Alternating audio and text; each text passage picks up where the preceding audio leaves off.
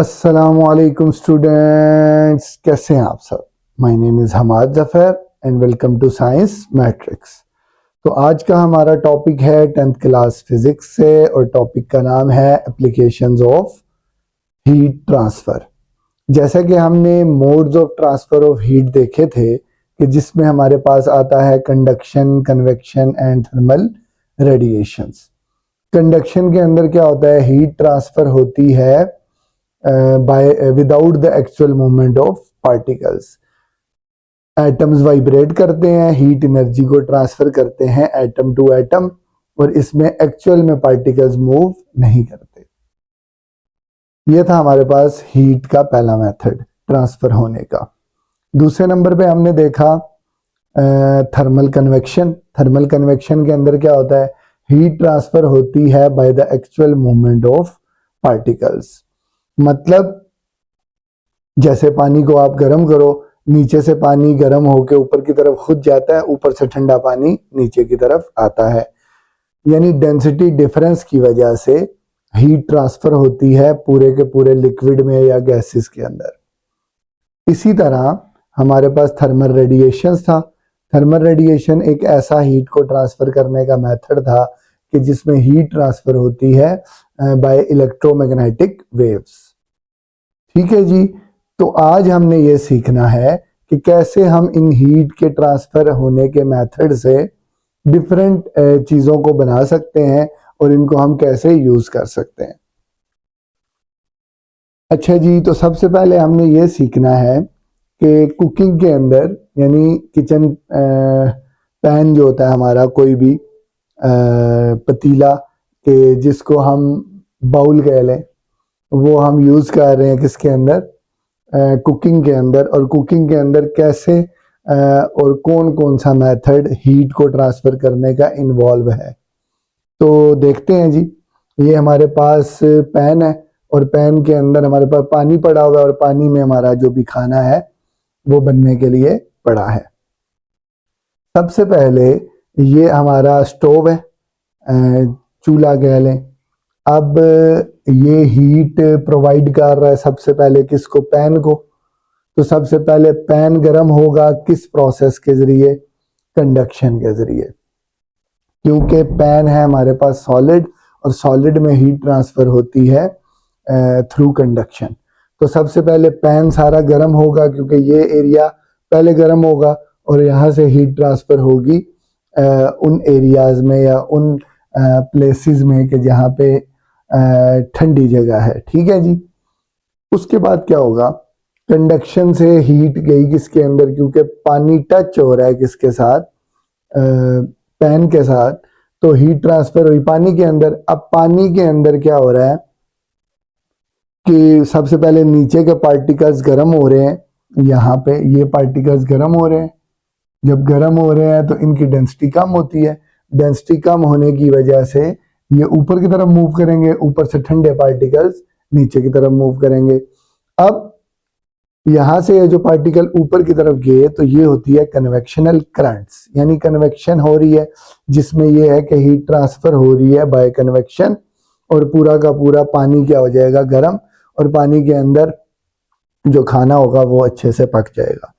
अब तीसरे नंबर पे हीट जो यहाँ पे प्रोवाइड हो रही है इस खाने को, वो थ्रू रेडिएशन भी है। कैसे, क्योंकि यहाँ से जो हीट निकल रही है in the form of waves,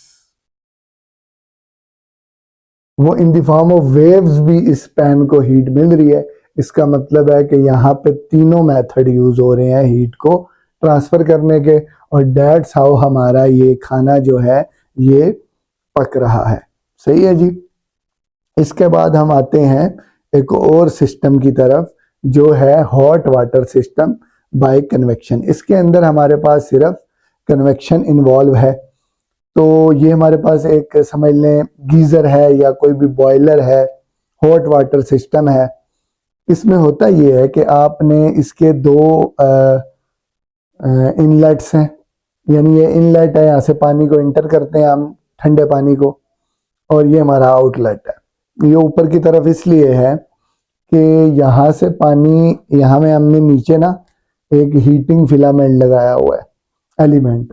heating element से मुराद क्या होगी कि कोई भी सोर्स है, बर्नर हो सकता है या कोई भी थर्मोस्टेट हो सकती है, ठीक है। तो जो क्या कर रही है, यहाँ से इसको हीट अप कर रही है। अब ये वाला जो पानी है यहाँ से गर्म होके किस तरफ जा रहा है, ऊपर की तरफ। ऊपर से ठंडा पानी किधर आ रहा है, नीचे की तरफ। तो इसके अंदर भी कन्वेक्शन इन्वॉल्व है, नीचे से पानी ऊपर की तरफ जा रहा है गर्म होके और ठंडा पानी नीचे की तरफ आ रहा है।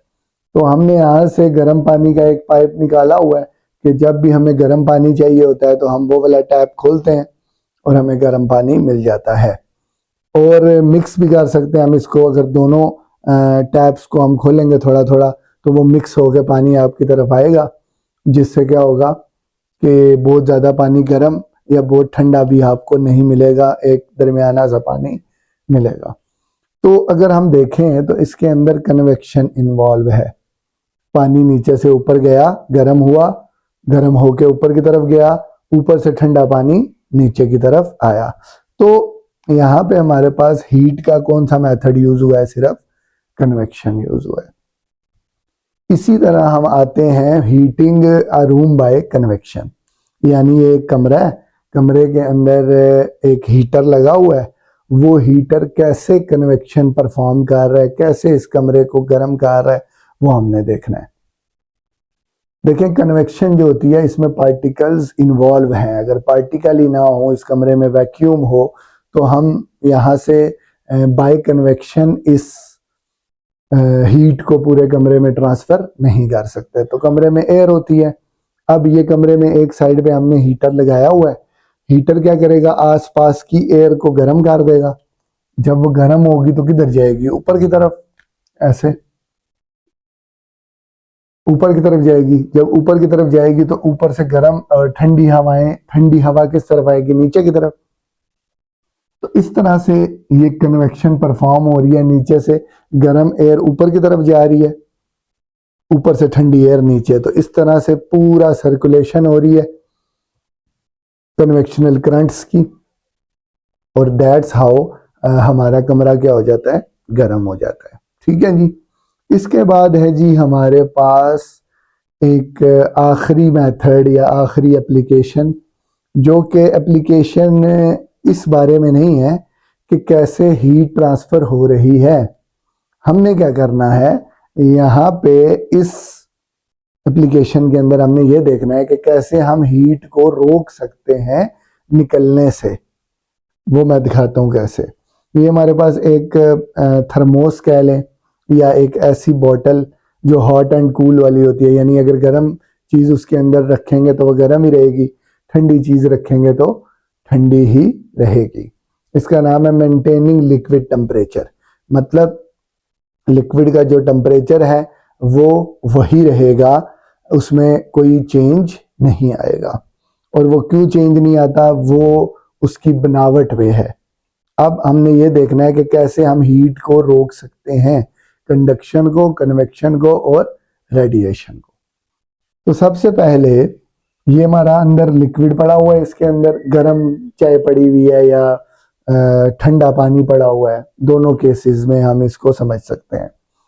ये हमारे पास एक गर्म चाय पड़ी हुई है जो कि बहुत ज़्यादा गर्म है।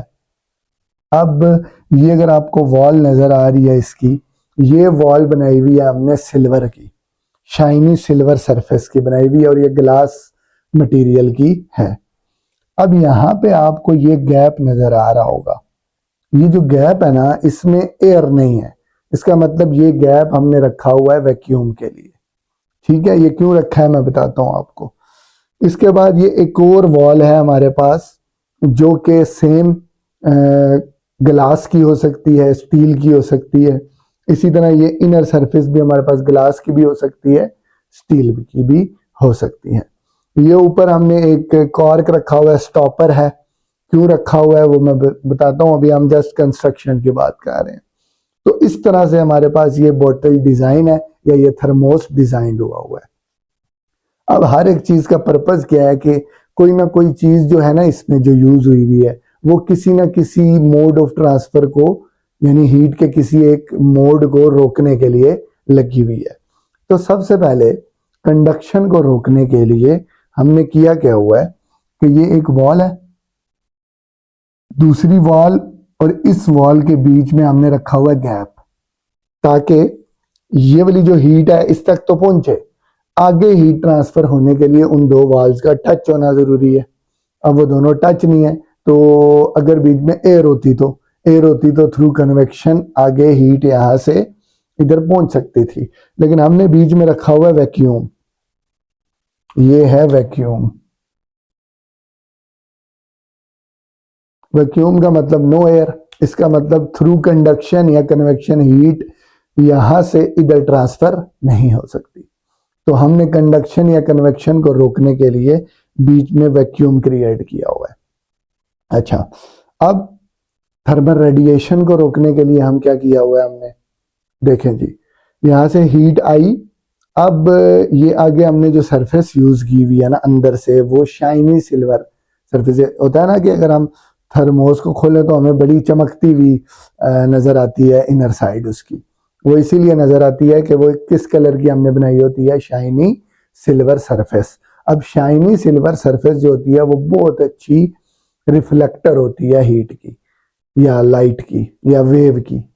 तो हमने उसको इसीलिए बनाया हुआ है ताकि वो जितनी भी रेडिएशंस हैं यहाँ से निकल रही हैं वो यूं टकराएं और टकरा के वापस इसी के अंदर आए। अब ऊपर भी हीट ट्रांसफर हो सकती है by the actual movement of particle, मतलब गर्म हवाएं ऊपर की तरफ जा सकती हैं। तो ऊपर से हीट निकले ना, इसके लिए हमने यहाँ पे लगाया हुआ है लिड यानी स्टॉपर लगाया हुआ है हमने। वो कॉर्क हो सकता है यानी वुड मटेरियल का हो सकता है या प्लास्टिक मटेरियल का। वो इसलिए लगाया ताकि ये दोनों मटेरियल हीट को अच्छा कंडक्ट नहीं कर सकते। अब इन सब चीजों से भी हीट बच जाए तो हीट एक चीज से रुक जाएगी, और वो होता है कि इनर सरफेस इसकी हमने ये दूसरी बनाई होती है स्टेनलेस स्टील से। स्टेनलेस स्टील की कंडक्टिविटी क्या होती है, वेरी लो, जिसका मतलब है कि वो हीट को इसमें से बाहर निकलने नहीं देगा। इसी तरह ये तो केस था कि जब इसमें गर्म चीज पड़ी हो तो इसका टेम्परेचर मेंटेन रहेगा। अगर ये होती ठंडी, फर्ज करें मतलब बहुत ठंडा पानी हमने इसके अंदर डाला हुआ है, तो अब इसको खतरा है बाहर की हीट से।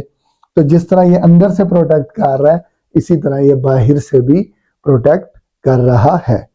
तो ये थे जी हमारे पास कुछ मेथड्स जिससे हमने क्या किया हुआ है, हीट से इसको बचा लिया हुआ है इस केस के अंदर।